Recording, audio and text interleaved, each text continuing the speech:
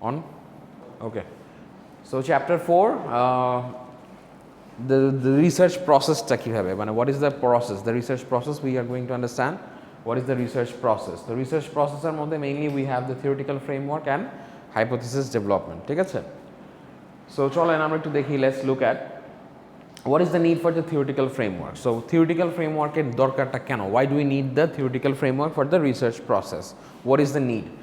So এখানে বলতেছে যে after conducting the interviews, completing a literature review and defining the problem, you are ready to develop a theoretical framework. তাহলে এখানে কি বলতেছে যে আপনি ইন্টারভিউসটা নেওয়ার পরে, লিটারেচার রিভিউটা কমপ্লিট করার পরে অ্যান্ড প্রবলেমটা ডিফাইন করার পরে you are ready to develop a theoretical framework. আমরা কিন্তু বলেছিলাম যে আপনি যেই ফিল্ডে রিসার্চ করতে চান বা যেই টপিকের উপরে রিসার্চ করতে চান, ইউ নিড সাম কি ব্যাকগ্রাউন্ড নলেজ, তাই না? Background knowledge and information, you must be aware of that. আপনি অনলাইনে সার্টেন চাইলেই তো আপনি একটা সাইন্টিফিক, আপনি একটা বিজনেস ব্যাকগ্রাউন্ডের স্টুডেন্ট, আপনি চাইলেই তো ফিজিক্স নিয়ে রিসার্চ করতে পারবেন না, বা একটা ফিজিক্সের স্টুডেন্ট সে চাইলেই তো বিজনেসের ব্যাকগ্রাউন্ড নিয়ে রিসার্চ করতে পারবে না। He must have some background knowledge, he must be at least know what is doing, তাই না? অ্যান্ড মোর ওভার এটাতে হচ্ছে যে আপনার, আর আমরা রিসার্চ প্রসেসের ক্ষেত্রে আমরা কিন্তু বলেছিলাম যে আমরা যে প্রবলেমটা বা যে টপিকটা আমরা চুজ করব, যে টপিকটা আমরা ওই টপিক চুজ করার ওয়েটাতে কিন্তু আমরা লাস্ট 3টা চ্যাপ্টারে দেখেছি যে how to come up with a research problem, যে প্রবলেমটা নিয়ে we will start doing our research.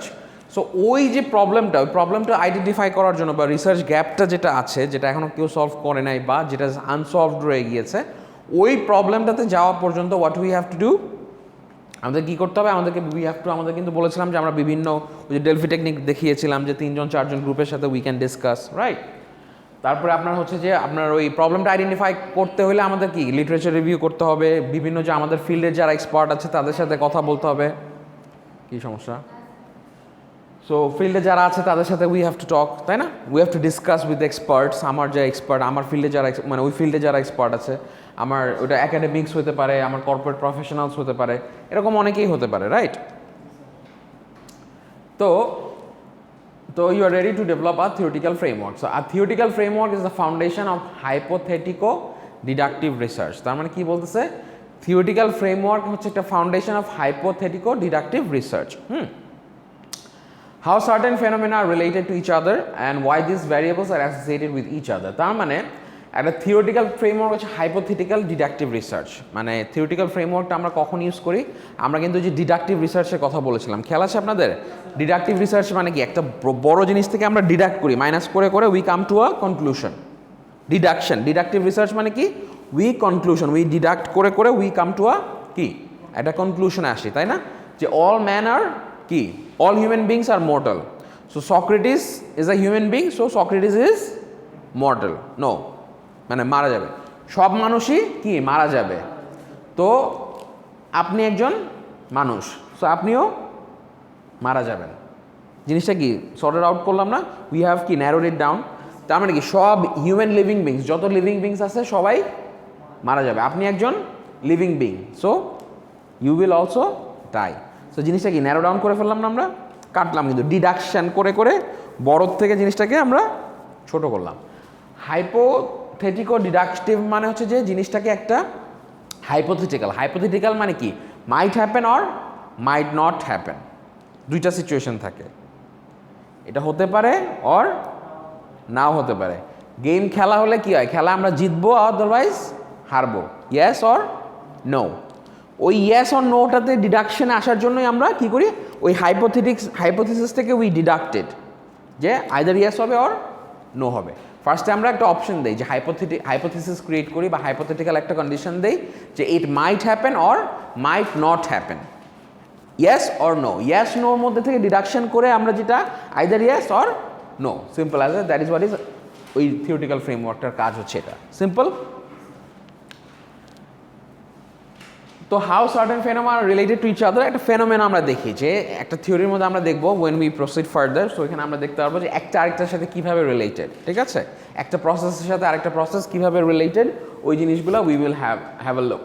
তারপরে বলতেছে why this variables are associated with each other. তো আমরা এখানে দেখবো আরও বেশ কিছু ভ্যারিয়েবলস আছে যেগুলো are associated with each other, কীভাবে কি অ্যাসোসিয়েটেড। এখানে দেখেন, the process of building a theoretical framework includes, একটা theoretical framework বিল্ড করার জন্য কি কি জিনিস আমাদের প্রয়োজন হয়। সো যেই জিনিসগুলো আমাদের প্রয়োজন হবে দেখেন, introducing definitions of the concepts or variables in your model. আপনি যে ভ্যারিয়েবলসগুলো নিয়ে কাজ করবেন, ধরেন আপনার প্রবলেম হচ্ছে যে এমপ্লয়ি পারফরমেন্স। সাপোজ আপনি কাজ করতেছেন যে এমপ্লয়ি পারফরমেন্স নিয়ে। সো এমপ্লয়ি পারফরমেন্স কিসের উপরে জিনিস ডিপেন্ড করতে পারে? সো আপনার সমস্যাটা হচ্ছে employee performance is low. What is your problem? Your problem of your research is employee performance is low. So employee performance কী কারণে ইমপ্রুভ করতে পারে? আপনার ট্রেনিং দিলে এমপ্লয়ি পারফরমেন্স বাড়তে পারে, আমি তাদেরকে যদি আরও ট্রেন আপ করি একটা হতে পারে। তাদেরকে রিওয়ার্ডস যদি দেই, তাই না, রিওয়ার্ডস, ফাইন্যান্সিয়াল রিওয়ার্ডস দেই, যে তুমি যত ভালো বেটার কাজ করবা তত you will get more rewards বা মোর বেনিফিটস, তাই না? সেটা হতে পারে ফাইন্যান্সিয়াল ইনসেন্টিভস, সেটা একটা হতে পারে যে এমপ্লয়ি পারফরমেন্স ইনক্রিজ করার জন্য। আরেকটা হতে পারে তাদেরকে আমি মানে মোটিভেশন দেওয়া, মোটিভেট করলাম যে এই কাজটার প্রতি তাদেরকে ইন্সপায়ার করা, তাদেরকে এই জিনিসটাকে লাইক করা, যাতে জিনিসটাকে লাইক করে। সো এইগুলো ফ্যাক্টরসগুলো না। সো এই ভ্যারিয়েবলসগুলো যদি আমি ইনক্লুড করি, তাহলে আমার মেইন প্রবলেমটা কী ছিল? আমার মেইন প্রবলেম ছিল যে এমপ্লয়ীদের যে পারফরমেন্সটা আছে সেই পারফরমেন্সটা হচ্ছে লো, প্রবলেমেটিক। তার মানে since it's a problem, so এই প্রবলেমটাকে কীভাবে ইমপ্রুভ করা যায়? সো এই জিনিসগুলো দিয়ে অ্যাকচুয়ালি এখন আদৌ এর মধ্যে কথা আছে। এখন সবাইকেই কি মোটিভেশন দিলে সবাই মোটিভেটেড হবে? সবাই তো মোটিভেশন নেবে না, হবে? এখন এখানে ক্লাসের মধ্যে 4 জন আছে, 4 জন 4 ভাবে রিঅ্যাক্ট করতে পারে। কথাটা বুঝছেন? উনি যেভাবে মোটিভেটেড হবে নট নেসেসারিলি সে সেমভাবেই মোটিভেটেড হবে। কেউ বেশি হতে পারে, কেউ কম হতে পারে, কেউ হয়তো এক কান দিয়ে শুনলো আর কান দিয়ে বের করে দিল, সেটাও হতে পারে। কি there might be no motivation at all. But আমি তো সবার কি মানে ডেলিভারি লেভেলটা, মানে সবাই তো অ্যাকসেপ্টেন্স লেভেলটা সেম না, তাই না? So it differs. আবার কারো কাছে হয়তো মনিটারি বেনিফিটটা, মানে if you are a wealthy enough, তা আপনার কাছে হয়তো মনিটারিটা খুব একটা, আপনাকে যদি আমি 5,000 টাকা স্যালারি বাড়াই দিলাম, সেটা হয়তো তার জন্য খুব একটা বেশি ইম্প্যাক্ট না। বরঞ্চ 5,000 টাকা স্যালারি বাড়ায় না, বা তারা সপ্তাহে 2 দিন হলিডে বাড়াই দিলে তার জন্য হয়তো বেটার হতো। কথার কথা। So it varies. সো আমরা কিন্তু এক্স্যাক্টলি বলতে পারতেছি না যে হ্যাঁ এই 3টা জিনিস দিলেই আমার এক্স্যাক্টলি একদম আমার এমপ্লয়ি পারফরমেন্স ইমপ্রুভ করবে। কত পয়েন্ট? তার মানে মাইট happen, might not happen. Motivation দিলে এমপ্লয়ি পারফরমেন্স বাড়তে পারে, নাও বাড়তে পারে। গত পয়েন্ট, ঠিক আছে? তো এই যে ভ্যারিয়েবলসগুলো, এই জিনিসগুলো হচ্ছে আমার ভ্যারিয়েবলস। এমপ্লয়ি পারফরমেন্স হচ্ছে আমার একটা ভ্যারিয়েবল, আবার মোটিভেশনের কথা বললাম সেটা একটা ভ্যারিয়েবল, তারপরে আপনার মানি মানে রিওয়ার্ডস সেটা একটা ভ্যারিয়েবলস, আবার আপনার ট্রেনিং একটা ভ্যারিয়েবল। 3টা ভ্যারিয়েবলস আমি ধরলাম, রাইট? তো এই জিনিসগুলোকে আপনার, এই কনসেপ্টসগুলোকে, এই জিনিসগুলোকে আপনার ডিফাইন করতে হবে। প্রত্যেকটা ভ্যারিয়েবলসকে আপনার ডিফাইন করতে হবে, সুন্দর করে ডিফাইন করতে হবে, এবং এই মডেলটা আপনার একটা মডেল তৈরি করতে হবে, একটা স্ট্রাকচার, ডায়াগ্রামেটিক, যেটা থিওরিটিক্যাল ফ্রেমওয়ার্ক যেটা হয়, ঠিক আছে? তারপরে যেটা বলতেছে developing a conceptual model that provides a descriptive representation of your theory, ঠিক আছে? তার মানে আপনি একটা কনসেপচুয়াল মডেল তৈরি করবেন। একটা কনসেপচুয়াল মডেল কি? মানে ওই যে রিলেশন দেখাইতে হবে, যে আমি যদি সে সাপোজ এরকম, আমি এখন ধরে নিচ্ছি হলো যে আমার একটা হচ্ছে, সো আমার কি দেখলাম আমি? এমপ্লয়ি পারফরমেন্স, তাই না?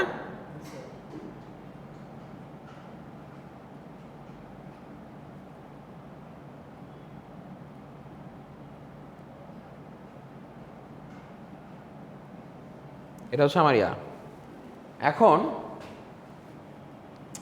তাহলে কি ইম্প্যাক্ট করতেছে? আমরা এখানে ফার্স্ট অফ অল ধরলাম কি? ট্রেনিং, তাই না? ঠিক না? ট্রেনিং। তারপরে ধরলাম হচ্ছে যে আমরা মোটিভেশন, রাইট?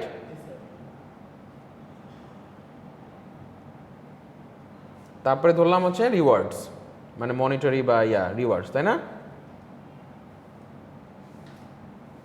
ঠিক কি না? আচ্ছা, ট্রেনিং, মোটিভেশন, রিওয়ার্ডস। আচ্ছা, তাহলে এই জিনিসগুলো কিসে ইম্প্যাক্ট করতেছে? আমার এমপ্লয়ি পারফরমেন্স, তাই না?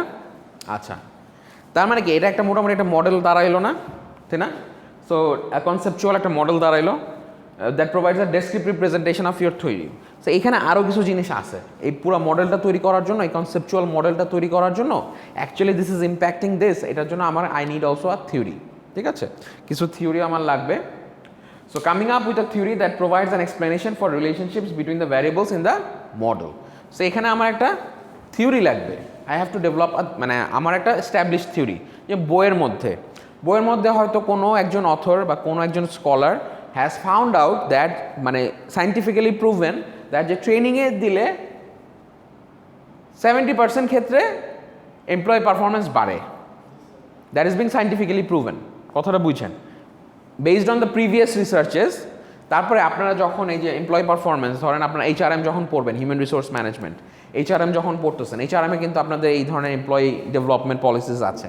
সো এখানে বিভিন্ন ধরনের HR এর কিছু পলিসিস থাকবে। কথাটা বুঝছেন? সো HR এর কিছু থিওরিজ আছে, ডেভেলপ করা হয়েছে। সো ওই HR এর থিওরিটা এটার সাথে করতে হবে, যে HR এ বলা আছে যে HR এ কিন্তু বিভিন্ন আছে, on the job training, of the job training, জবের মধ্যে ট্রেনিং করতে পারেন, অফ দ্য জব ট্রেনিং করতে পারেন। বুঝতে পারছেন ব্যাপারটা? সো এই on the job, off the job ট্রেনিংগুলো করলে আমার এমপ্লয়ি পারফরমেন্স কী হবে? বাড়বে। ঠিক আছে? তো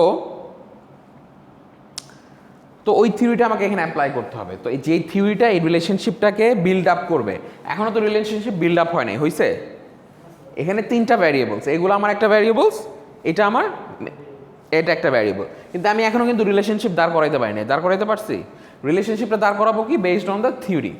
যেই থিওরিটা, যেই সায়েন্টিফিক স্কলার বা যেই অথর বলছে অলরেডি যে আপনার এই 3টা জিনিসের কারণে আমার কি এমপ্লয়ি পারফরমেন্স বাড়বে। আর আপনি মুখের কথা বললে তো আর হবে না। আর আমি জানি কীভাবে, বিকজ আমি পড়ছি, HRM আমি পড়ছি, তাই না? পড়ার পরে বইয়ে আমি আইভ গট সায়েন্টিফিক এভিডেন্স, সেটাই। তো পরেরটায় যাই। এবার একটু আমরা বুঝে নিব যে হ্যাঁ, দ্য রিসার্চ প্রসেসটা আমরা একটু ওভারঅল দেখে নেই। হ্যাঁ, একটু জাস্ট আমরা যে একটা রিক্যাপ করা। তো ফার্স্ট অফ অল কি আমাদের ছিল কি? Observation, broad area of research, interest identified. So আমাদের কিন্তু ফার্স্টের 3টা চ্যাপ্টার নিয়ে ওভারঅল আমরা কি ইন্ট্রোডাকশন পড়ছি, অ্যান্ড কীভাবে আমরা একটা রিসার্চ প্রবলেম বের করতে পারি সেই জিনিসটা নিয়ে কিন্তু আমরা আলোচনা করছি, ঠিক কি না? First 3 chapters was how to identify a research gap or a research problem, তাই না? ওই প্রবলেমটা দিয়েই তো আমাদের রিসার্চের শুরু। যদি কোনো প্রবলেম না থাকে তাহলে কি আমাদের রিসার্চ করার কোনো দরকার আছে? We don't have to do any research. If there is no problem, if there is no issue, we don't have to do the research. Got the point? তার মানে আমাদের মেইন কাজ হবে, প্রথম টাস্ক হচ্ছে to identify broad area of research identified, যে কোন জায়গাটায় সমস্যাটা আছে, কোন জিনিসটা আনসলভড রয়ে গেছে, এখনও সলভ করা হয় নাই। Goat the point? সো ওই জায়গায় ব্রড এরিয়াটা আমাদেরকে বের করতে হবে। ওই ব্রড এরিয়াটা বের করার কাছ থেকে জিনিসটা simple as that. Research is like narrowing down, ছোটো একটা বড় জিনিস থেকে আস্তে আস্তে করে জিনিসটাকে একটা কনক্লুশনে আসা। তো ওই ব্রড এরিয়াটা আমরা রিসার্চ ইন্টারেস্ট আইডেন্টিফাই করলাম, যে আমি আমার ইন্টারেস্টেড এরিয়াটা কোথায়, আমি কী ধরনের প্রবলেম সলভ করতে চাচ্ছি, বা আমি কী নিয়ে রিসার্চ করব। সেই ব্রড এরিয়া থেকে আমি আসবো হচ্ছে আমার সেকেন্ড লেভেলে, that is my preliminary data gathering. তার মানে আমি একটা ব্রড এরিয়া আইডেন্টিফাই করলাম, আমার যেখানে ইন্টারেস্ট আছে। আমার ইন্টারেস্ট না থাকলে তো ওই নিয়ে কাজ করবো না। আমার যেখানে ইন্টারেস্ট আছে অ্যাজ ওয়েল অ্যাজ আমার নলেজ আছে। বুঝতে পারছেন? কোন জিনিসটার উপরে আপনার ইন্টারেস্ট আসবে? যে জিনিসটার উপরে আপনার কি নলেজ আছে। মানে আপনি ইন্টারেস্টেড হবেন কোন জিনিসটার উপরে? যে জিনিসটার উপরে আপনি ইন্টারেস্টেড, সেটার জন্য আপনি নলেজ নেওয়ার ট্রাই করবেন। আর আপনার কাছে যেটা ভালো লাগে আপনি তো সেটার ব্যাপারে নলেজ নেওয়ার ট্রাই করবেন, right? You will try to gather knowledge about it. So ওইটার উপরে আপনি তখন কী করবেন? যেটা জিনিসটা আপনি ইন্টারেস্টেড, সেটার উপরে আপনি ডেটা গ্যাদারিং করা শুরু করবেন। সেই ব্যাপারটার ব্যাপারে আপনি জানা শুরু করবেন। You will start knowing about it. You will start কি? Preliminary data gathering, interviewing and কি লিটারেচার রিভিউ। বুঝে গিয়েছে? তাহলে আপনি first of all preliminary data gather করবেন, ইন্টারভিউইং করবেন, লিটারেচার সার্ভে করবেন। বুঝতে পারছেন? তাহলে এখান থেকে সেকেন্ড স্টেপে যাওয়ার পরে তারপরে আমি আমার ইন্টারেস্টেড এরিয়াটা কই, ব্রড এরিয়াটা, ওখান থেকে পরে আমি ডেটা গ্যাদার করলাম, লিটারেচার রিভিউ করলাম, লিটারেচার সার্ভে করলাম। এইখান থেকে হচ্ছে my problem definition, research problem ডেলিনিয়েটেড।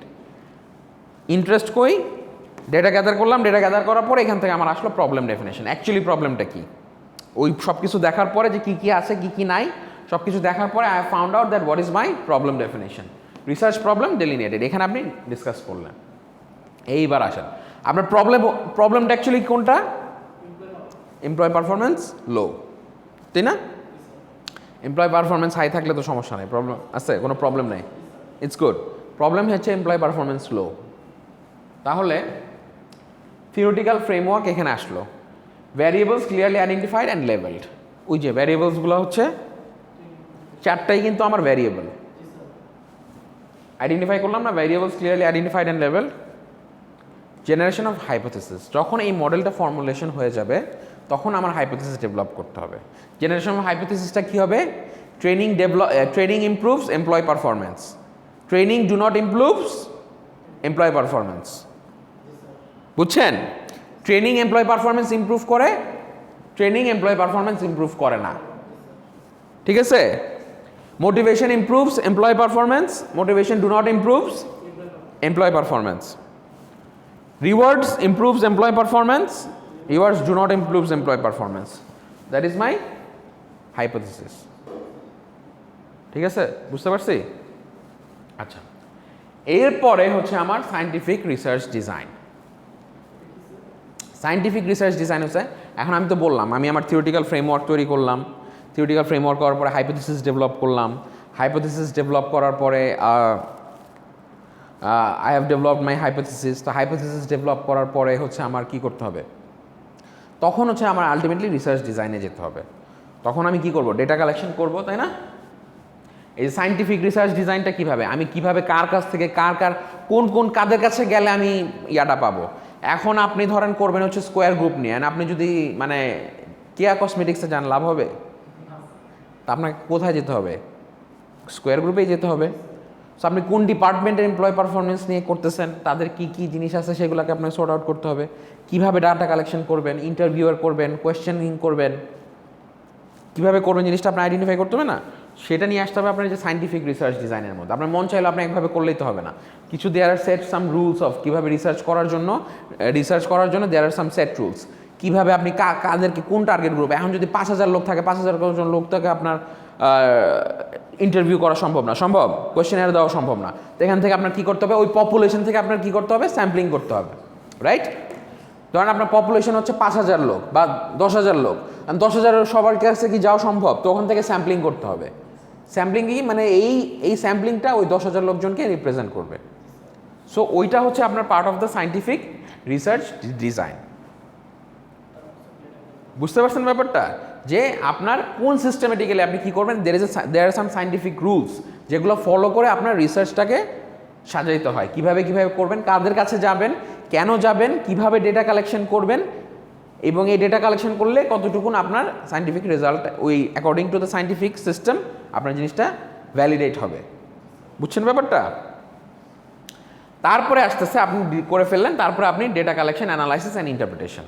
তা আপনি যে স্যাম্পলিং করলেন, কাদের কাছে যাবেন, কেন যাবেন, ওই জিনিসটা তখন তাদের কাছে যাবেন। কিভাবে তাদের কাছ থেকে ডেটা কালেক্ট করবেন, ঠিক আছে? ওয়ালাইকুম আসসালাম।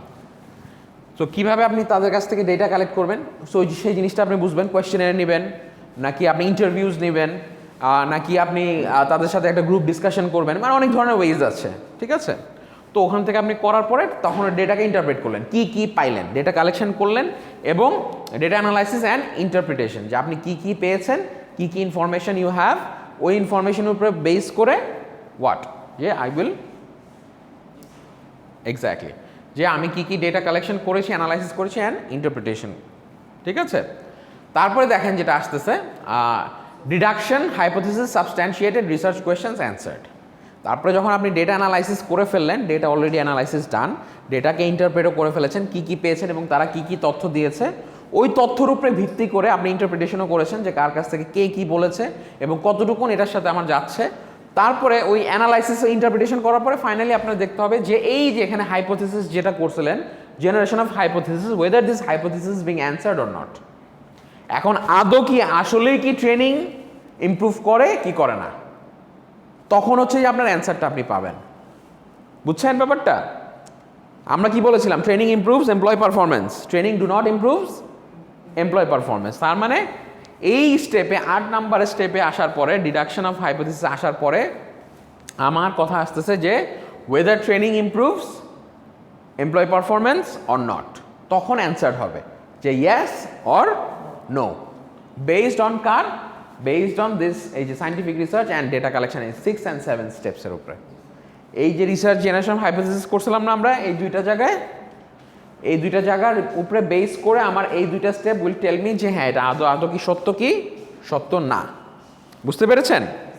আচ্ছা, তাহলে তারপরে এখান থেকে আমরা যদি আসি, ইফ ইট সেজ ইয়েস, মানে if the hypothesis is true, and আমার যে রিসার্চের যে কোয়েশ্চেনগুলো, রিসার্চ কোয়েশ্চেন আমরা বলেছিলাম খেয়াল আছে, চ্যাপ্টার 1-এর জন্য, ইন্ট্রোডাকশন চ্যাপ্টারের জন্য যে কোনো একটা রিসার্চ করার জন্য research questions, research objectives, you remember guys? Research question করা লাগবে, রিসার্চ অবজেক্টিভস থাকা লাগবে, যে আমি কি জিনিসটা নিয়ে রিসার্চ করব, রিসার্চ প্রবলেমের উপরে বেস করে। হ্যাঁ, তো আদৌ কি আমার যে হাইপোথিসিসটা করলাম সেটা অ্যান্সার করতেছে না কিনা, রিসার্চ কোয়েশ্চেন অ্যান্সার হচ্ছে কিনা সেটা আমার বুঝতে হবে। ঠিক আছে, বুঝার পরে if it is yes then I will go for কি what I will go for this report writing. আমি আমার ওভারঅল এই জিনিসটার উপরে রিপোর্ট লিখবো যে অ্যাকচুয়ালি আমার এই রিসার্চ যে প্রজেক্টটা করলাম যে if it's writ of writing, তারপর আপনি রিপোর্ট প্রেজেন্টেশন করেন স্লাইড আকারে, আপনি দিয়ে আপনার যে রিপোর্টটা আছে সেটা স্লাইড আকারে নিয়ে এসে আপনি presentation, and finally you make the managerial decision with discussing with your team members or your senior level top level managers, your team members and top level managers. বুঝছেন ব্যাপারটা? Are you guys clear? আরেকবার মানে কি বুঝাবো, মানে বলেন কোন জায়গাটা বুঝেন নাই? ফোন নাম্বারটা বুঝেন নাই। আচ্ছা, ফোন নাম্বারটা হচ্ছে ফার্স্ট অফ অল আমি আপনাকে বলছিলাম কি একটা ব্রড এরিয়া থাকে, ওই যে আমরা রিসার্চ কোয়েশ্চেন করি, রিসার্চ অবজেক্টিভস থাকে, তাই না?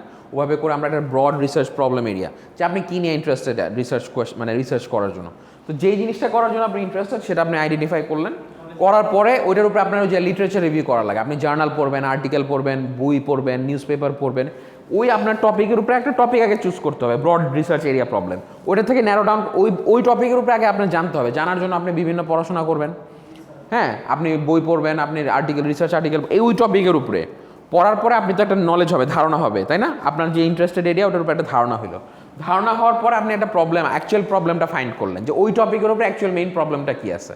আমি হয়তো বের করলাম যে এরকম এমপ্লয় পারফরমেন্স, রাইট? সো আমি প্রবলেমটা কি, employ performance is low.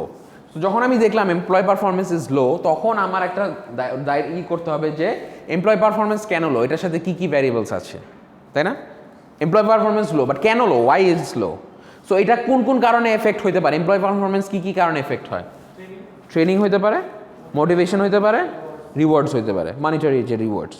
So এই কারণগুলোতে দেখা যায় যে এটার কারণে employ performance is being affected. আমি এখানে বলতেছি না positive and negative, positive and negative answer কে দিবে? আমার হাইপোথিসিস হইতেও পারে, নাও হইতে পারে, yes or no, but it somehow affects. And কীভাবে এফেক্ট করে সেটা আমরা বের করবো রিসার্চের মাধ্যমে, বুঝতে পারছেন? সো এই থিওরিটিক্যাল ফ্রেমওয়ার্কটা হচ্ছে গিয়ে এই যে দিজ আর মাই ভ্যারিয়েবলস, এটা হচ্ছে যে আমার একটা থিওরিটিক্যাল ফ্রেমওয়ার্ক, বুঝছেন? থিওরিটিক্যাল ফ্রেমওয়ার্ক, এই যে প্রসেসটা, এই যে জিনটা, এটা আমরা এখন ফুল ডায়াগ্রামটা ড্র করি নাই, আমরা আসবো থিওরিটিক্যাল ফ্রেমওয়ার্কে, ঠিক আছে? সো আপনার স্যার আমরা যে মিডটার্ম এক্সামের আগে যে একটা টপিকে ক্লাস করলাম তখন তো স্যার আমাদের একটা শর্ট ছিল, জিনিসটা ওইটাই স্যার ব্রড সাইড এটা নাকি? থিওরিটিক্যাল ফ্রেমওয়ার্কে জাস্ট আমরা একটা পিকচার দেখাইছিলাম, একটা ফর এক্সাম্পল বোঝার জন্য। হ্যাঁ, ডাউনওয়ার্ড এটা যে ইন্ডাকটিভ আর ডিডাকটিভ ছিল না না ওইটা না, ইন্ডাকটিভ ডিডাকটিভ একটা way of research, doing research, this is an hypo, হ্যাঁ হাইপোথেটিক্যাল ডিডাকটিভ, এক্স্যাক্টলি, হ্যাঁ ওটা তো থাকবেই, মানে ওটা হচ্ছে আমি একটা হচ্ছে যে আমরা একটাকে ডিডাকটিভটা হচ্ছে আপনার কোয়ান্টিটেটিভ রিসার্চ, কোয়ান্টিটেটিভ যেটা আপনি ডিডাক্ট করেন ছোট ছোট, মানে একটা ব্রড ন্যারোতে আপনি একটা কনক্লুশন আসেন ডিডাকশন করে, আর ইন্ডাকটিভটাকে আপনি ইনক্লুড করতেছেন একটা ন্যারো থেকে, আপনি ইউ মেক এ থিওরি।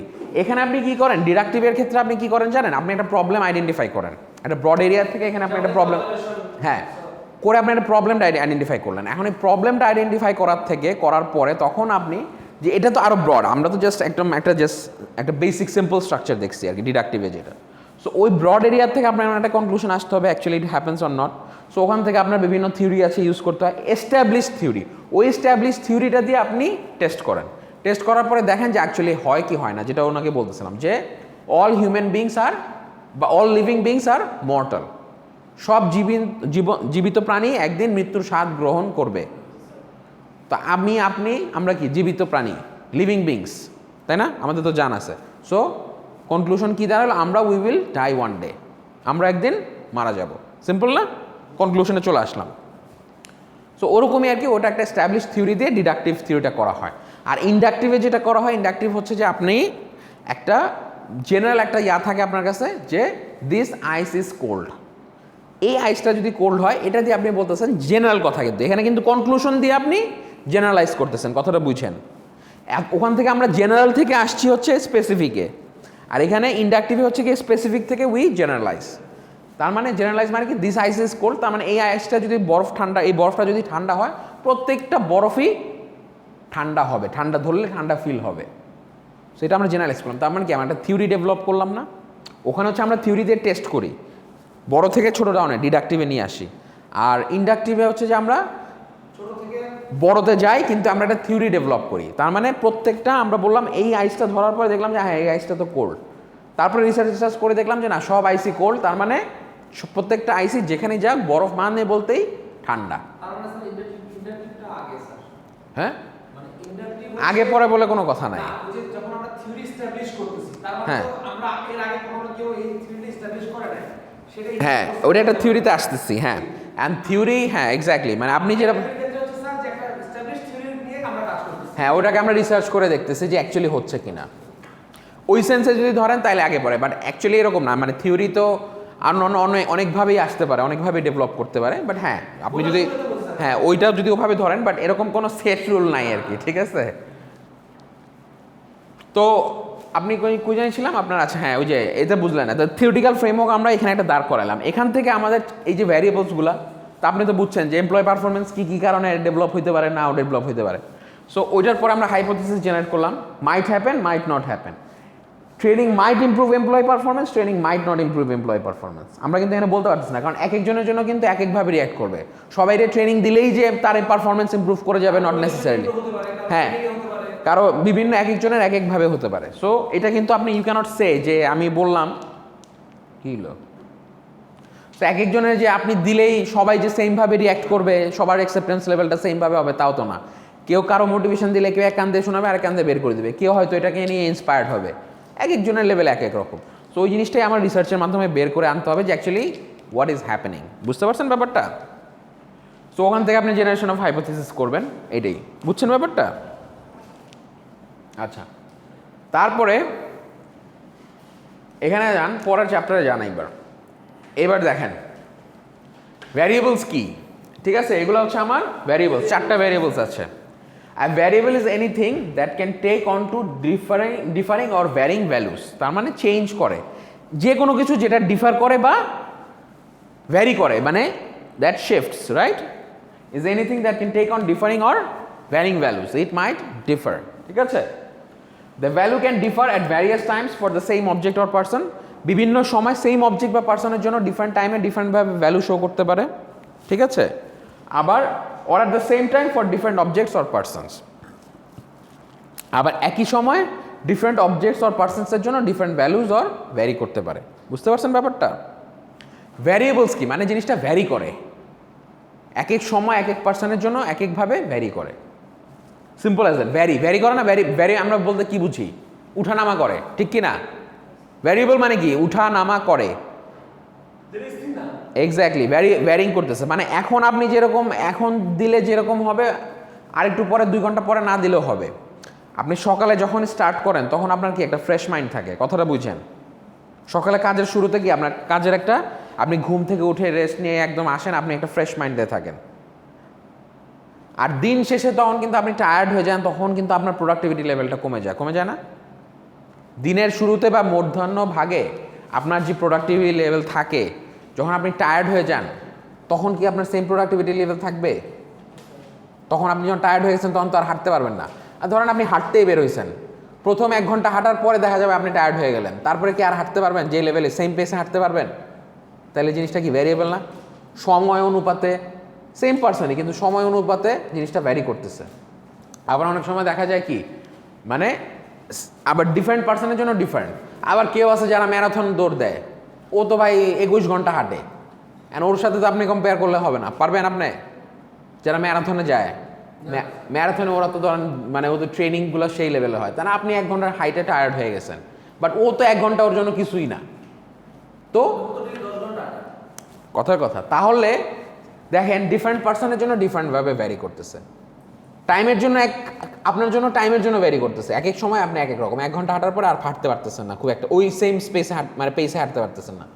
কিন্তু ওই যারা যে ম্যারাথন প্রফেশনাল রেসার, তার জন্য তো it's not, time is not a big deal. সে তো দেখা যায় 10 ঘন্টা, 1 ঘন্টা তার কিছুই হবে না, ও সে সেম পেসেই হাঁটতেছে। তাহলে ডিফারেন্ট পার্সনের জন্য ডিফারেন্টভাবে ভ্যারি করতেছে। সোজা কথা, মুদ্রা কথা হচ্ছে যে it varies based on the time, it also varies based on different people or objects or at places. Got the point? So সবগুলাই কি আমার ভ্যারিয়েবলস, তাই না? ট্রেনিং যত বেশি দিব তত এমপ্লয়ি পারফরমেন্স বাড়তে পারে, এটা মাইট ভ্যারি, ডিপেন্ডস। এই জিনিসটা আমার বের করতে হবে আসলে কি আদৌ কি তাই। যত বেশি রিওয়ার্ড দিব, যত বেশি টাকা, তত বেশি তো কাজ করবেন। যত বেশি টাকার অ্যামাউন্ট বাড়াই দেবো তত বেশি কাজ। কমিশন যত বেশি, সেলস পিপল তো তত বেশি কাজ করে, তাই না? কমিশনের উপরে বেস করে কাজ করে, যত বেশি কমিশন তত বেশি সেলস হয়, ঠিক কি না? রাইট? তো these are variables, my variables, বুঝছেন? সো এক্সাম্পলস কী কী হতে পারে? প্রোডাকশন ইউনিটস হতে পারে, অ্যাবসেন্টিজম হতে পারে, মোটিভেশন হতে পারে। সো এরকম অনেক ধরনের ভ্যারিয়েবলস আছে। সো এবার আসেন, আচ্ছা এবার দেখেন কি কি ধরনের ভ্যারিয়েবলস আছে। আমরা এতক্ষণ শিখলাম যে ভ্যারিয়েবল কি জিনিস, তাই না? এবার আমরা দেখব যে কি কি ধরনের ভ্যারিয়েবলস আছে। সো কি কি ধরনের ভ্যারিয়েবলসে যদি আমি যাই, a variable is anything that take on differing or varying value. সোজা কথা, ডিফারিং মানে চেঞ্জ হবে, এক এক সময় এক একটা ভ্যালু শো করবে বা এক এক সময় ডিফার করবে। ইট উইল কি ভ্যারি, তাই না? Different or varying values. আচ্ছা, তাহলে টাইপস অফ ভ্যারিয়েবলসগুলো দেখেন। What are the types of variables? There are mainly 4 main types of variables. 4 ধরনের ভ্যারিয়েবলস আছে। There are 4 main types of variables. কি কি? একটা আছে ডিপেন্ডেন্ট ভ্যারিয়েবল, আরেকটা আছে ইন্ডিপেন্ডেন্ট ভ্যারিয়েবল, মডারেটিং ভ্যারিয়েবল আর ইন্টারভেনিং ভ্যারিয়েবল। ডিপেন্ডেন্ট ভ্যারিয়েবলটা কি বলছে? Also known as the criterion variable. This is our dependent variable. কেন ডিপেন্ডেন্ট? কারণ এটা ডিপেন্ডেন্ট কিসের উপরে? ট্রেনিংয়ের উপরে। এটা ডিপেন্ডেন্ট কিসের উপরে? মোটিভেশনের উপরে। এটা ডিপেন্ডেন্ট কিসের উপরে? রিওয়ার্ডসের উপরে। তার মানে ট্রেনিং যদি আমি কমাই বাড়াই তাহলে আমার এমপ্লয়ি পারফরমেন্স কমে বাড়ে, ঠিক আছে? তাহলে ডিপেন্ড করলাম কিসের উপরে? ট্রেনিংয়ের উপরে। তার মানে ট্রেনিংকে যদি আমি ডিফার করাই বা ভ্যারি করি, তাহলে ভ্যারি করলে আমার এমপ্লয়ি পারফরমেন্স উঠানামা করছে, তাহলে দ্যাট ইজ মাই কি ডিপেন্ডেন্ট, মানে কারোর উপরে নির্ভরশীল। কিসের উপরে নির্ভরশীল? ট্রেনিংয়ের উপরে নির্ভরশীল। কিসের উপরে নির্ভরশীল? মোটিভেশনের উপরে নির্ভরশীল। বুঝতে পারছেন ব্যাপারটা? আচ্ছা, তারপরে ইন্ডিপেন্ডেন্ট ভ্যারিয়েবল। ইন্ডিপেন্ডেন্ট ভ্যারিয়েবল মানে তারা কোনো কিছুর উপরে নির্ভরশীল না, তারা নিজেরাই যথেষ্ট, ঠিক আছে? তারা নিজেরাই দে ক্যান ওয়ার্ক অ্যালোন। তো ট্রেনিং তো কারোর উপরে ডিপেন্ডেন্ট না। ট্রেনিং কি কারোর উপরে ডিপেন্ডেন্ট? Training is not. তার মানে এটা হচ্ছে আমার independent variable. This is not dependent on any one. This is my independent variable. This is my independent variable. This is my independent variable. Because এরা কারো উপরে কেউ কারো উপরে ডিপেন্ডেন্ট না, এরা নিজেরাই দে ক্যান ওকে, মানে বুঝতে পারছেন? Also known as the predictor variable. তার মানে কি? এটা যে হচ্ছে কি আমার ইন্ডিপেন্ডেন্ট অর প্রেডিক্টর ভ্যারিয়েবল, মানে এটা যে আমি প্রেডিক্ট করতে পারি ট্রেনিং বাড়াইলে এমপ্লয় পারফরমেন্স বাড়বে বা ট্রেনিং কমাইলে এমপ্লয় পারফরমেন্স, এরকম আমরা একটা প্রেডিকশন করতেছি। গত পয়েন্ট বুঝছেন? তারপরে আসেন যে মডারেটিং ভ্যারিয়েবল। মডারেটিং ভ্যারিয়েবলে এটা আমরা সামনে দেখব। তো চলেন এবার আমরা একটু দেখি। 4 ধরনের ভ্যারিয়েবল দেখলাম। কি কি? Dependent, independent, moderating and intervening. Okay, এখানে আরেকটা জাস্ট জিনিস ওরা করছে, variables can be discrete or continuous. Discrete মানে কি? ডিসক্রিট মানে যেটা হচ্ছে সলিড নাম্বার, ঠিক আছে, হোল নাম্বার হয়। ডিসক্রিট যেটা ক্লিয়ারলি আইডেন্টিফাই করা যায় যে আপনি মেল না ফিমেল, সেটা কিন্তু ক্লিয়ারলি আইডেন্টিফাইড। আপনি যখন ভূমিষ্ঠ ডিসক্রিট, হ্যাঁ, so clearly which can be clearly identified, that doesn't change any time. So আপনি যখন ভূমিষ্ঠ হয়েছেন আপনার মায়ের পেট থেকে, তখনই কিন্তু বোঝা গেছে আপনি মেল না ফিমেল, তাই না? সো কেন আপনারটা বোঝা যায় না? ও আচ্ছা, ও আচ্ছা আচ্ছা, না মায়ের পেমেন্ট থেকে বের হওয়ার পরেও বোঝা যাবে না? হ্যাঁ, ভূমিষ্ঠ হওয়ার পরে মানে আফটার ডেলিভারি, জন্ম হওয়ার পরে বোঝা যাবে না? জন্ম হওয়ার পরে তো বোঝা যাবে নাকি? আমি বুঝছি আপনি কি বুঝাইতে চাইছেন, আমি বুঝি তো, বুঝেন নাই? আমি বলছি জন্ম হওয়ার পরে একটা মানুষ বোঝা যায় যে সে ছেলে না মেয়ে হয়েছে, সেটা তো বোঝা যায়, এটা নিয়ে তো কোনো ডাউট নেই। আপনি বলতেছেন হচ্ছে ওই যে ইয়ার সময়, আমি তো ওইটা বলি নাই, আমি বলছি আফটার বার্থ, সেটাই। হ্যাঁ, তাইলে যদি থাকে তাহলে সমস্যা আছে আপনার, ঠিক আছে, যদি না বোঝা যায়, ঠিক আছে। তো ওটা নিয়ে কনফিউশন থাকার কথা না। তো যাই হোক, কথা হচ্ছে আমরা ওইটাতে না যে আপনি male or female clearly identifiable, তাই না? Simple as that. কিন্তু কন্টিনিউয়াস যেটা আপনার এইজ, আপনার বয়সটা তো কন্টিনিউয়াসলি আইডেন্টিফাইবল না। আপনি আজকে যেরকম আছে 5 বছর পরে আপনার চেহারাও কিন্তু সেম থাকবে না, দেখবেন যে আপনার হয়তো আপনার কিছু মানে বডি স্ট্রাকচার চেঞ্জ হবে, কিছু আসবে, তার মানে আপনার যে বয়সটা, ইভেন আজকালকে গেলে আপনি একদিন বয়স্ক বেড়ে গেলেন, আপনার বয়স একদিন বেড়ে গেল, তো জিনিসটা কিন্তু কন্টিনিউয়াস। আজকে আপনার বয়স ধরে নিলাম যে ধরেন 23 বছর 10 দিন, কালকে হয়ে যাবে 23 বছর 11 দিন, কন্টিনিউয়াস কিন্তু। আমি দিন পর্যন্ত থাকেন না, আপনি এত এত ডিপে যেতে চান কেন? আপনি একটু উপরে থাকেন, ঠিক আছে? সো এই যে ব্যাপারটা যেটা কন্টিনিউয়াস, তাই না? বুঝছেন ব্যাপারটা? চলমান যেটা, এক্স্যাক্টলি। কিন্তু ইয়াটা তো চলমান না যে আজকে আপনি পুরুষ কালকে মহিলা হয়ে যাবেন, আবার আজকে পুরুষ হয়ে যাবেন, ঠিক না? এরকম তো হবেন না, ঠিক আছে? আপনি হয়েছিলেন নাকি? আচ্ছা, তো ওইটা আর কি, দ্যাট ইজ ডিসক্রিট। হ্যাঁ, এটা চেঞ্জ হবে না, আর আপনি যদি নিজের ইচ্ছায় চেঞ্জ না করেন আর কি, ঠিক আছে? আর আপনি যদি মনে করেন ট্রান্সজেন্ডার ফিলোসফি নিলেন আপনি, ঠিক আছে, যে আমি ট্রান্সজেন্ডার হয়ে যাব, তাহলে ব্যাপার আলাদা। এখন পার্সোনালিটি কিন্তু আল্লাহ প্রদত্ত যে জিনিসটা, দ্যাট ইজ ওকে, মানে I mean from the god we are design like this, simple as that. আচ্ছা, তো তাহলে আচ্ছা এইবার আসেন, তার মানে আমার ইন্ডিপেন্ডেন্ট ভ্যারিয়েবল কাকে ইম্প্যাক্ট করতেছে? আমার ডিপেন্ডেন্ট ভ্যারিয়েবলকে, তাই না? যে আমার ইন্ডিপেন্ডেন্ট ভ্যারিয়েবলকে ইম্প্যাক্ট করতেছে আমার ডিপেন্ডেন্ট ভ্যারিয়েবলকে। তো ডিপেন্ডেন্ট ভ্যারিয়েবলকে যদি ইম্প্যাক্ট করে থাকে, তাহলে দেখেন যেরকম নিউ প্রোডাক্ট সাকসেস যদি হয়, তাহলে আমার স্টক মার্কেট প্রাইসের উপরে ইম্প্যাক্ট কী পড়বে। এখন ধরেন যে স্কোয়ার কোম্পানি একটা মেডিসিন ইনভলভ করলো, যেটা হইলে আপনার কোভিডের আর ভ্যাকসিন নেওয়া লাগবে না। ওই মেডিসিনটা আপনি যদি ওয়ান্স ইউ টেক দিস, তাহলে you are good to go, মানে throughout your lifetime. তার মানে কি এটা একটা কি লাইফ চেঞ্জিং না, যে আপনার প্রত্যেকবারে যে বুস্টার শট নিতে হচ্ছে, এভরি ইয়ার একটা ভ্যাকসিন নিচ্ছে। সো এমন কোনো কোম্পানি, মেডিসিন কোম্পানি একটা নিয়ে আসলো মেডিসিন, যেটা খেলে you are life time secured আপনি ফ্রম কোভিড। যে পোলিওর মতো একবার নিলে আপনি আর লাগছে না। হ্যাঁ, একটা ইঞ্জেকশন নিলে আর লাগতেছে না, আপনার যে প্রত্যেক বছর এরকম লাগবে না, এমন একটা মেডিসিন চলে আসলো, প্লিজ ডোন্ট টক। তো ওইটা দিয়ে আপনি লাইফ টাইমের জন্য আপনার আর লাগবে না, once you get it you are good to go. তো এরকম যদি হয়, তাহলে কালকে আপনি কি মনে করেন একটা নতুন প্রোডাক্ট, তার মানে ওটা নতুন প্রোডাক্ট, জাস্ট লাইফ টাইম একবার নিব কোভিড ভ্যাকসিন হিসাবে, বারবার নিতে হবে না, তাহলে শেয়ারের এই স্কোয়ারের শেয়ার প্রাইস কই যাবে একবার চিন্তা করে দেখেন। দাম করে বেড়ে যাবে না? যারা স্টক মার্কেট নিয়ে ডিলিং করেন বা স্টক মার্কেটে যারা ট্রেডিং করেন, তারা তো জানেন এনি পজিটিভ নিউজ কী করে, শেয়ার প্রাইসের আপ করে দেয়। যদি মার্কেটে কোনো ওই কোম্পানির রিলেটেড কোনো শেয়ার প্রাইসের যদি আপনার পজিটিভ নিউজ আসে ওই কোম্পানির ব্যাপারে, দেখবেন যে শেয়ারের দাম বেড়ে যায়, কারণ তখন সবাই ওই শেয়ার কিনতে চায়। বুঝছেন ব্যাপারটা? তো ডিপেন্ডেন্ট ভ্যারিয়েবলটা কি? Stock market prices. ইন্ডিপেন্ডেন্ট ভ্যারিয়েবলটা কি? New product success. তো আমরা আরও কিছু এক্সাম্পল দেখি। Reward and motivation level,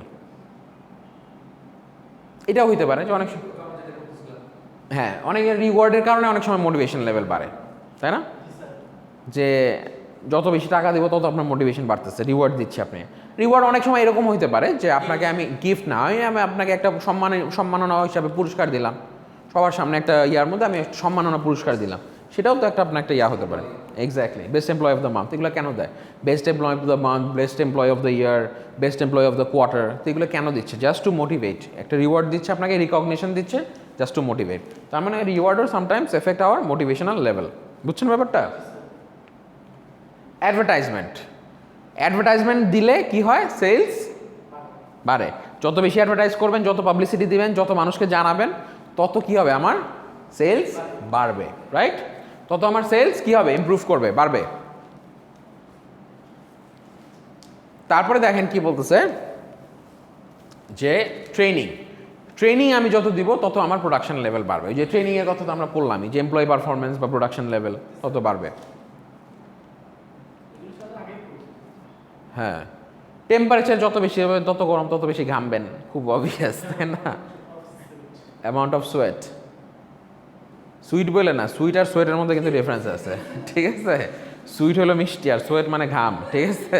amount of sweet বললে তখন কিন্তু দেখা যাবে যে হ্যাঁ ডিপেন্ডস। আমি হিউমিডিটি আনি না এখানে, জাস্ট টেম্পারেচার আছে। টেম্পারেচার যত বেশি আছে, ঠিক আছে, তত। এখন আপনি বললেন যে আমাকে 1 কেজি সুইট দেয়, পরে দেখা যাবে যে 1 কেজি ঘাম ধরা দিল আপনার, তখন তো ঝামেলা হয়ে যাবে, বুঝছেন? জাস্ট কিডিং, হ্যাঁ, জোকস আ পার্ট। আচ্ছা যাই হোক, এইবার আসেন খুব ইম্পর্টেন্ট জিনিস, যে মডারেটিং ভ্যারিয়েবল কি, ঠিক আছে? মডারেটিং ভ্যারিয়েবলটা কি? তাইলে দেখেন মডারেটিং ভ্যারিয়েবলসের মধ্যে a variable is one that has a conditional effect on the independent variable relationship। তার মানে এই যে ডিপেন্ডেন্ট অ্যান্ড ইন্ডিপেন্ডেন্ট ভ্যারিয়েবল যেটা, এই কথাটা বুঝেন। এই ডিপেন্ডেন্ট অ্যান্ড ইন্ডিপেন্ডেন্ট ভ্যারিয়েবলের মধ্যে রিলেশনের মধ্যে যেটার একটা কন্ডিশনাল এফেক্ট আছে সেটাকে আমরা বলতেছি কি মডারেটিং ভ্যারিয়েবল। তো এটার সাথে এইটার যে এফেক্টটা হয়, এটার যে রিলেশনশিপ, এটার সাথে কি হচ্ছে একটা কন্ডিশনাল এফেক্ট আছে। কি হইতে পারে? ধরেন এজ। কিভাবে এজ? যেই লোকটা 60 ইয়ার্স, কথাটা বুঝেন, তাকে যদি এখন আমি পাইথন শিখাইতে যাই, যার বয়স ধরেন আমার বাবার বয়সী, সে my father, he is works in my say we have a company, we works in there, ঠিক আছে, একটা আইটি ফার্ম আছে আমাদের, ওখানে আমরা কাজ করি। এখন আমাকে আইটি ট্রেনিংটা দিলে যত ইজিলি আমি অ্যাডাপ্ট করতে পারবো কম্পিউটার নলেজটা, আমার বাবাকে দিলে কি সে শত ইজিলি অ্যাডাপ্ট করতে পারবে? বা তার এমপ্লয় পারফরমেন্সটা কি অনেকটাই এতটা বাড়বে? বিকজ উনি তো অত অ্যাকনলেজ না, he knows how to do the business, but সে তো computer, he is not tech savvy, তার তো কম্পিউটারের ব্যাপারে ওরকম হয়তো ধারণা নাই, মোস্ট অফ দ্যাই নাই। আমাদের সিনিয়র সিটিজেন্স যারা আছে তাদের মোস্ট অফ দ্য ব্যাপারে তারা কম্পিউটার অ্যাডাপ্ট না। দেখেন আপনারা ইভেন আমাদের যে বাংলাদেশ ব্যাংক বলেন, যত গভর্নমেন্ট এমপ্লয়িজ আছে, তারা কিন্তু কম্পিউটারে তাদের কম্পিউটার লিটারেসি অনেক কম।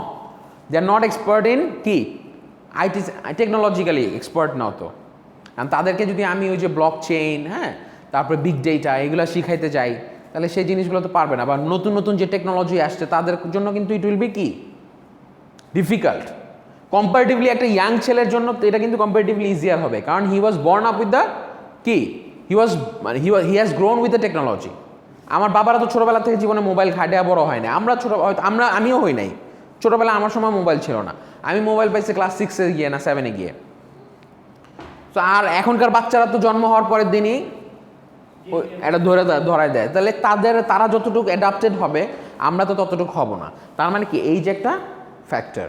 তা আপনি যদি কম্পিউটারের ট্রেনিং দেন, ওই কম্পিউটার ট্রেনিংটা আপনার এমপ্লয়ি পারফরমেন্সকে কতটুকু ইমপ্রুভ করবে সেটা ডিপেন্ড করবে কিসের উপরে? এইজের উপরে। তার মানে there is a conditional effect, ঠিক কি না? একটা কন্ডিশনাল এফেক্ট আছে না? বুঝতেছেন ব্যাপারটা? তাহলে কিন্তু একটা কন্ডিশনাল এফেক্ট আছে যে আমার ট্রেনিংটা আমার এমপ্লয়ি পারফরমেন্সকে ইমপ্রুভ করবে কিনা, সেখানে ডিপেন্ড করবে এইজ অফ আওয়ার এমপ্লয়িজ। এমপ্লয়ের বয়সের উপরেও কিন্তু ডিপেন্ড করবে, তাই না? যদি খুব বেশি বয়স্ক হয় দেখবেন যে তারা কিন্তু ওভাবে অতটা ইমপ্রুভ করতেছে না। আবার যারা ইয়াং নিউ জেনারেশন, তাদেরকে ওই কম্পিউটার ট্রেনিংটা দেওয়ার পরে তাদের অনেকটাই ইমপ্রুভ করতেছে। বুঝতে পারছেন ব্যাপারটা? আচ্ছা, তারপরে বলতেছে presence of A third variable modifies the original relationship between independent and dependent relationship. তার মানে এটা একটা থার্ড ভ্যারিয়েবল যেটা মডিফাই করে relationship between independent and dependent variable, right? These are my independent variables, IVs. This is my dependent variable, DVs, ঠিক আছে? And this is my moderator, right? Moderator moderate করতেছে জিনিসটাকে। মডারেট মানে কি? সে যে জিনিসটাকে ইনফ্লুয়েন্স করে, কন্ডিশন থাকবে, হ্যাঁ, কন্ডিশনাল একটা রিলেশন থাকবে। The variable that moderate the relationship is known as the moderating relation। তার মানে যে জিনিসটা আপনার জিনিসটাকে মডারেট করছে, রাইট?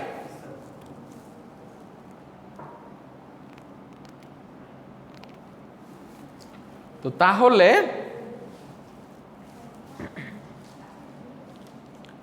এইবার আসেন, এই যে দেখেন ইন্ডিপেন্ডেন্ট ভ্যারিয়েবল কি ইম্প্যাক্ট করতেছে কাকে? ডিপেন্ডেন্ট ভ্যারিয়েবলকে। মডারেটেড বাই মডারেটিং ভ্যারিয়েবল। কন্ডিশনাল এফেক্ট আছে কার? মডারেটিং ভ্যারিয়েবলের উপরে। বুঝতেছেন?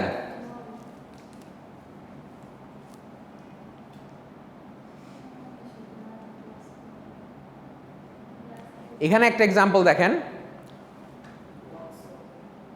এটা আরেকটা এক্সাম্পল। আমরা ওই যে এইজ দিয়ে দেখাইছিলাম না, মানে এই ম্যানেজারিয়াল এক্সপার্টিসটাই হচ্ছে কি আমাদের এইজকে আমরা ধরছি। তাহলে এই জিনিসটা কি হচ্ছে? Workforce diversity. মানে আপনি আপনার টিমে বা আপনার কোম্পানিতে যত ধরনের ওয়ার্কফোর্স ডাইভার্সিটি রাখবেন, হ্যাঁ, বিভিন্ন জন বিভিন্ন ফিল্ডের থেকে বিভিন্ন অভিজ্ঞতা দ্বারা, তত আপনার অর্গানাইজেশনাল এফেক্টিভনেস বাড়বে। কারণ আপনি আপনার টিমে কি হয়, একটা সে ধরেন আপনার ফুটবল টিমে সবাই যদি স্ট্রাইকার হয় তাহলে তো ডিফেন্ডার কেউ থাকবে না। তো একটা টিম ভালো করার জন্য কি লাগে? আপনার ডিফেন্স স্ট্রং হইতে হবে, স্ট্রাইকিংও স্ট্রং হইতে হবে, মিডফিল্ড স্ট্রং হইতে হবে, ইভেন আপনার গোলকিপার যে তারও ভালো হইতে হবে। তার মানে কি ভ্যারিয়েশন অফ পিপল। অ্যান্ড সবাই যদি মনে করে আমি 11 জনই স্ট্রাইকে খেলবো, তাহলে তো হয় না, হবে মিডফিল্ডার, ডিফেন্ডার অ্যান্ড স্ট্রাইকার, তো এই তিনজনকেই আপনার কি করতে হবে, সো ডিফেন্ড। তার মানে আপনার ইয়াতে যত ভ্যারিয়েশন থাকবে, ডাইভার্সিটি থাকবে, তত আপনার কি হবে, ভালো হবে। তার মানে এটাই বলতেছি যে ওয়ার্কফোর্স ডাইভার্সিটি যত বেশি হবে, মানুষ বিভিন্ন ধরনের মানুষ যত বেশি হবে, তত আমার অর্গানাইজেশনের যে ইফেক্টিভনেসটা সেটা বাড়বে। অ্যান্ড সেটা ডিপেন্ড করবে কিসের উপরে, ম্যানেজারিয়াল এক্সপার্টিসের উপরে। সো ম্যানেজারিয়াল এক্সপার্টিসটা কি, তাহলে ক্যাপ্টেন হচ্ছে ডিসাইড করে, তাই না, যে ক্যাপ্টেন ডিসাইড করে দেন। ক্যাপ্টেন যদি ঠিক মতো সাজাইতে না পারে, মিডফিল্ডার যে তাকে স্ট্রং না রাখলো, ডিফেন্স যদি ওভাবে স্ট্রং না রাখলো, তো এটার দায়িত্ব কার কাছে, ক্যাপ্টেনের কাছে। তো ক্যাপ্টেন জিনিসটাকে টিমটাকে অর্গানাইজ করে। সো তার মানে এটা ডিপেন্ড করতেছে শুধু ভালো খেলোয়াড় থাকলেই হবে না আপনার টিমে, আপনাকে সেটাকে সেটা সেভাবে লিডও দিতে হবে। সো ওই লিড দেওয়ার উপরেও কিন্তু ডিপেন্ড করে যে অ্যাকচুয়ালি ইফেক্টিভনেস হবে কি হবে না। তার মানে যদি আমি একটা টিম ধরে নেই, আমার টিমে ওয়ার্কফোর্স মানে আমার টিমে যদি একটা ধরি, টিমে আমার বিভিন্ন ধরনের খেলোয়াড় আছে, তো টিম পারফরমেন্সটা তখনই ভালো হবে, আমি জিততে পারবো যদি আমি সেটা, আমার ক্যাপ্টেনও সেটা ভালোভাবে এই যে আমার টিমে যে বিভিন্ন মেম্বার আছে তাদেরকে ঠিকভাবে ম্যানেজ করতে পারে। কথাটা বুঝছেন? তার মানে আমার ক্যাপ্টেনের পারফরমেন্স বা এক্সপার্টিস বা ম্যানেজারিয়াল এক্সপার্টিসটাই ডিপেন্ড করবে যে আমার অর্গানাইজেশনাল এফেক্টিভনেসের উপরে। ক্লিয়ার? হ্যাঁ, কি শেষ? ও তাহলে তো শেষ আর কি। দাঁড়ান দাঁড়ান, আর বেশি নাই।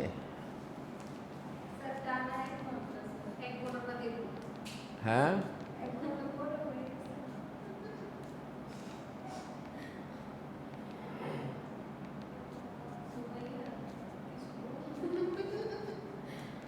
আমি তো আজকে এই পর্যন্ত পড়াতে চাইছিলাম। হ্যাঁ, কি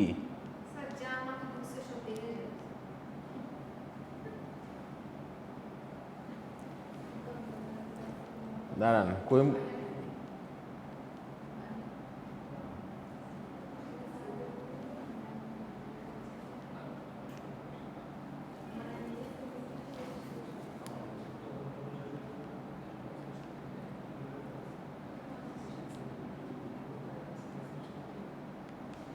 আচ্ছা এটা দিয়ে শেষ করে দিচ্ছি। হ্যাঁ, influence of IV and DV, ঠিক আছে দাঁড়ান।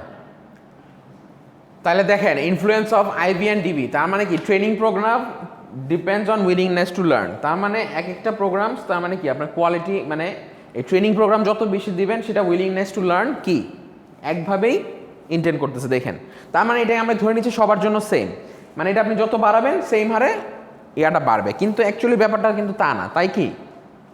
কেন না, দেখেন পরেরটাতে কারো উইলিংনেস টু আসে কম, কারো শেখার ইচ্ছা অনেক বেশি, কারো শেখার ইচ্ছা অনেক কম।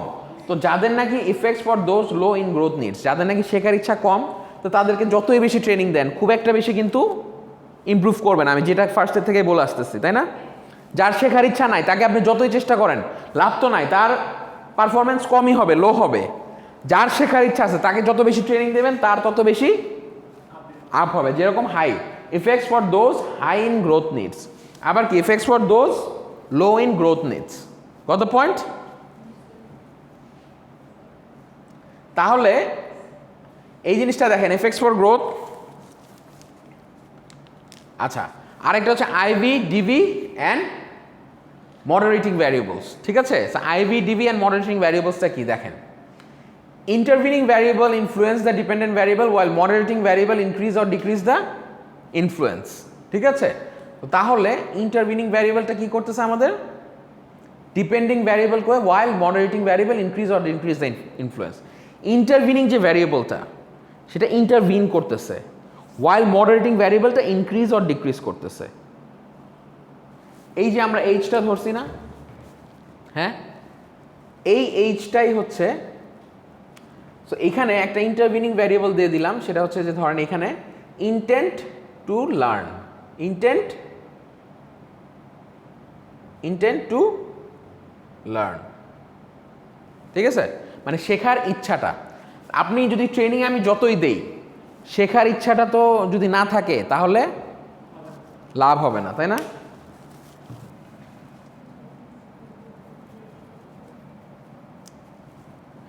আপনার যদি শেখার ইচ্ছা না থাকে, কথাটা বুঝেন, দেখেন আপনার যদি শেখা, if you do not have the intent to learn, তাহলে কিন্তু লাভ হবে না। লাভ হবে? মানে you must have the intent to learn. তো তাহলে এই জিনিসটা এটা হচ্ছে আমার ইন্টারভিনিং ভ্যারিয়েবল, ইন্টারভিন করতেছে। আর ইনক্রিজ ডিক্রিজ দেখেন এজের উপরে কিন্তু আবার ইনক্রিজ ডিক্রিজ হচ্ছে, কারণ অনেকের হয়তো শেখার ইচ্ছা অনেক আছে কিন্তু বয়সের কারণে তার সেই মেধা শক্তিটা নাই, হ্যাঁ সেই ইন্টেলেকচুয়াল ক্যাপাসিটিটা নাই। তার শেখার ইচ্ছা অনেক কিন্তু due to his age he is like 65-70, he doesn't have that intellectual capacity, যেটার কারণে সেটা শিখতে পারতেছে না। তার মানে ইন্টেন্ট টু লার্ন হচ্ছে আমার ইন্টারভিন করতেছে এখানে, বাট ইনক্রিজ অর ডিক্রিজ করতেছে কিসের উপরে বেস করে? আমার এইজের উপরে। কারণ একটা 30 বছরের ছেলে যতটা তার যদি ইন্টেন্ট টু লার্ন যদি সেম থাকে অ্যান্ড 60 বছরের লোকের যে ইন্টেন্ট টু লার্ন যদি থাকে সেম হয়, কিন্তু শেখার এটা ডিপেন্ড করবে কিসের উপরে? এইজের উপরে। কারণ একটা 30 বছরের ছেলে যত ভালোভাবে ক্যাচ করতে পারবে সে 60 বছরের লোক কিন্তু তত ভালোভাবে ক্যাচ করতে পারবেন না। বুঝতে পারছেন? তাহলে এই এইজের জন্য কি হচ্ছে? Increase or decrease. আর ইন্টেন্ট টু লার্নটা হচ্ছে যে আমার এখানে ইম্প্যাক্টটা ফেলতেছে। বুঝছেন? তার মানে 4টা ভ্যারিয়েবল এখানে আমার চলে আসলো। আমার ট্রেনিং এটা না, মানে এখানে আর কি ট্রেনিংয়ের কারণে আমার কি হচ্ছে? This is my moderating variable, independent variable, dependent variable. This is কি? মডারেট করতেছে, একটা কন্ডিশনাল ইনফ্লুয়েন্স এইজের উপরে ডিপেন্ড করতেছে। আর এই জিনিসটা কি করতেছে? আমার ইন্টারভিন করতেছে, ইন্টারভিনিং করতেছে মাঝখানে। আবার ইন্টেন্ট টু যে লার্ন আছে সেটাকে ইন্টারভিন করতেছে।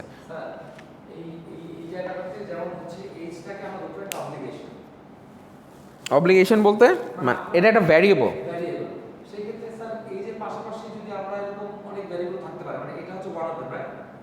অনেক কিছু হতে পারে। হ্যাঁ হ্যাঁ, অনেক কিছু হতে পারে, সেভারাল থিংস। ঠিক আছে, তো তাহলে দেখেন এখানে দাঁড়াচ্ছে যে জিনিসটা ইন্টারভিনিং থেকে। ঠিক আছে, so for instance intervening variable influences the dependent variable while moderating variable increases or decreases the influence. তো এই কথাটার মিনিং আমরা বুঝে গেছি, right? For instance, if we are seeing effects of television's advertising on children consumption behavior, cognition comes into the way, thus it might totally change the DV. তার মানে advertising এর উপরে বাচ্চাদের কনজাম্পশন বিহেভিয়ার কিভাবে depend করে সেটা আমরা দেখতে পারবো, right? On the other hand, moderating variable would be key parental influence and peer pressure, as they both would increase or decrease the DV. তার মানে বাচ্চাদের যে কনজাম্পশন অ্যাডভার্টাইজমেন্ট, বাচ্চারা যে কার্টুন দেখে, অ্যাডভার্টাইজমেন্ট দেখে, সেটার উপরে কি ডিপেন্ড করে? তাদের কনজাম্পশন বিহেভিয়ার। কিন্তু এটার উপরে মডারেট কার করবে? Parental control. এখন আবার বাবা মা যদি সেটা দেখতে না দেয় বা কিনে না দেয়, তখন তো বাচ্চারা চাইলেই কনজাম্পশন করতে পারবে না। পারবে? হয়তো একটা টিভিতে দেখলো যে আমি খাবো কমপ্ল্যান, কেউ বলবে হরলিক্স, তাই না? কমপ্ল্যান আছে, হরলিক্স আছে, কেউ বলবে মাইলো, হ্যাঁ boost, what ever the reason. তাইলে ওইটা যে খাবে সেই খাওয়ার উপরে কনজাম্পশন বিহেভিয়ারটা কী কী উপরে ডিপেন্ড করবে? ডিপেন্ড করবে প্যারেন্টসের উপরে, প্যারেন্টস কোনটা কিনে দিচ্ছে, প্যারেন্টস কোনটা ভালো মনে করতেছে, অথবা তার পিয়ার প্রেশারের উপরে ডিপেন্ড করবে, তার বন্ধুরা কি বলতেছে ক্লাসে যে আমরা ইজ এ কমপ্ল্যান বয়, ওই যে মাইলো খায়, অনেকে আবার মাইলো খায়, হ্যাঁ এক্স্যাক্টলি। তো তাহলে পিয়ার প্রেশার অ্যান্ড এটা কি হিসাবে কাজ করবে? মডারেটর হিসাবে। বুঝতে পারছেন? তাহলে 3টা জিনিস আপনার IV and DV and moderating variable. হ্যাঁ, মডারেটিং ভ্যারিয়েবল এমভি। হ্যাঁ, এখন এই এক্সারসাইজটা করেন।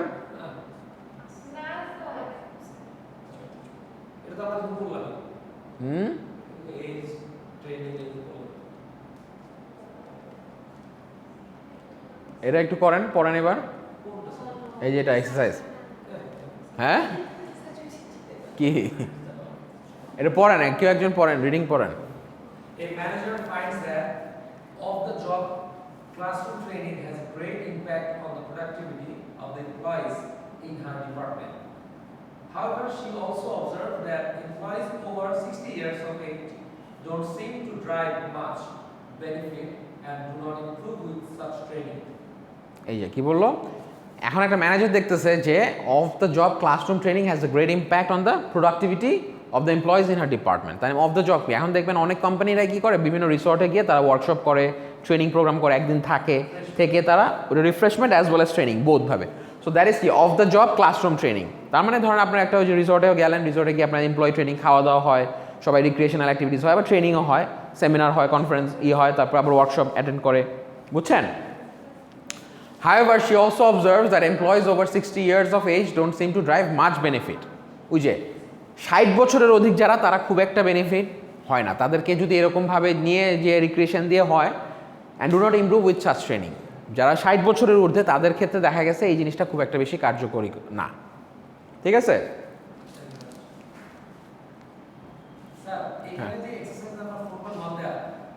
এটাই, হ্যাঁ এইখান থেকে দেখেন তার মানে কি এখানে আমাদেরকে বের করতে বলা হয়েছে যে তার মানে ক্লাস মেইন ট্রেনিংটা কি, ট্রেনিংটা হচ্ছে আমাদের, হ্যাঁ কিওয়ার্ডগুলো, ট্রেনিংটা হচ্ছে আমাদের ইন্ডিপেন্ডেন্ট ভ্যারিয়েবল আর প্রোডাক্টিভিটি আর এমপ্লয়ি পারফরমেন্সটা হচ্ছে আমার ডিপেন্ডেন্ট ভ্যারিয়েবল।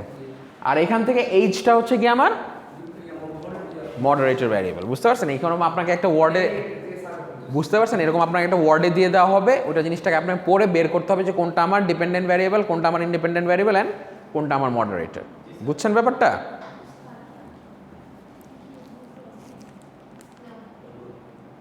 সো দেখেন এখানে দিয়ে দিচ্ছে independent variable, dependent variable and moderating variable. বুঝছেন?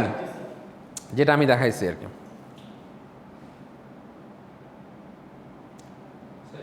ইন্টারভিনিং ভ্যারিয়েবলটা শেষ করে দেই। হ্যাঁ লাগবে না কি বাদ পরীক্ষা থেকে? আচ্ছা ঠিক আছে, নেক্সট ক্লাসে ইন্টারভিনিং ভ্যারিয়েবলটা না, খাতা 20 তারিখে পাবেন।